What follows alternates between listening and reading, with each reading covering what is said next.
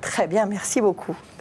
On va vous parler maintenant d'un métier récent, les éducateurs en activité physique adaptée. Ce ne sont pas des profs de sport, ils sont là pour aider les malades à pratiquer une activité physique adaptée à leur pathologie quand du sport a été prescrit par un médecin. Ouais, ce sport sur ordonnance est prévu par la loi du 26 janvier 2016 de modernisation de notre système de santé.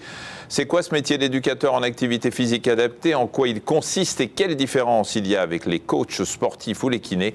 Explication Séti Dali, Benoît Lordelot et Isabelle Gastobois.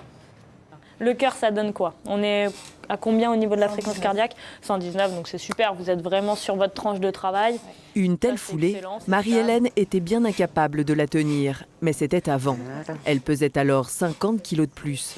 Des douleurs aux articulations, des essoufflements qui la rendaient incapable de se mouvoir. Ok, c'est bon, vous pouvez descendre, parfait au niveau du chiffre. Voilà. Ces femmes ont subi une chirurgie de l'obésité. Depuis, elles ont pour obligation de suivre ces séances de sport thérapeutique dispensées ici, à l'hôpital Bichat. Moi, je ne faisais pas du tout de sport. J'étais assez sédentaire et j'aimais pas ça. Donc, ça m'a permis de découvrir déjà que j'avais un potentiel de faire quelque chose, de me bouger. Et ça m'a permis aussi de découvrir ce qu'était l'activité physique. Et j'ai commencé sans grande motivation. Et en fait, la motivation est venue en pratiquant. Et tout le mérite revient à cette coach. Sous la blouse blanche se cache en réalité une prof de sport. Ok, 30 secondes, on relâche. Mais avec elle, pas question de prouesse physique. Ici, on apprend à bouger son corps sans le blesser, en tenant compte de ses faiblesses, de sa pathologie. Une sorte d'éducation à l'activité physique. Je ne pense pas que dans une salle, ils vont prendre en compte notre côté pathologie, en fait. Je pense qu'avec Candice, elle sait que elle sait d'où on vient, ce qu'on peut atteindre, et en fait, on le fait progressivement. Et c'est vrai que elle est là pour nous soutenir, nous conseiller. Si on a mal au dos, ne pas forcer, etc., etc.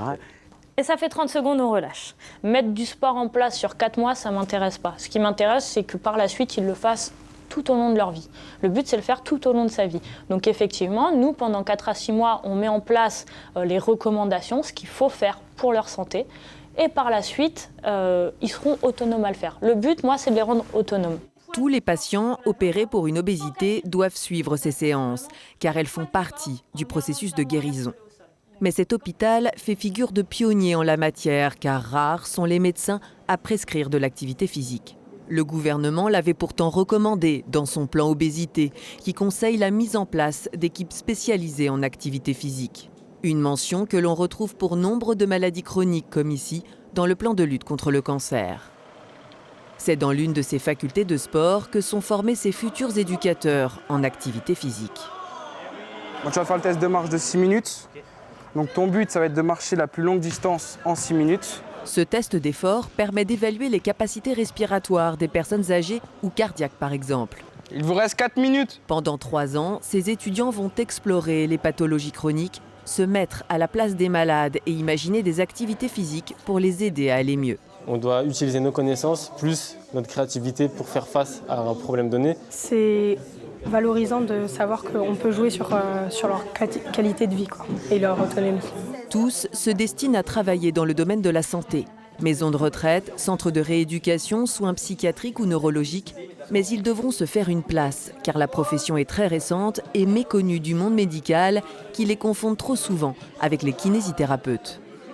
Notre métier n'a rien à voir avec de la kiné. Nous, on ne mobilise pas les gens, on ne fait pas de la rééducation. Un kiné va plus travailler le membre lésé et nous, on va travailler le corps en entier. Donc c'est intéressant parce qu'on prend la personne dans sa globalité. Près de 3000 éducateurs en activité physique travaillent aujourd'hui dans le domaine de la santé. Laurence Sora, vous êtes psychologue nutritionniste.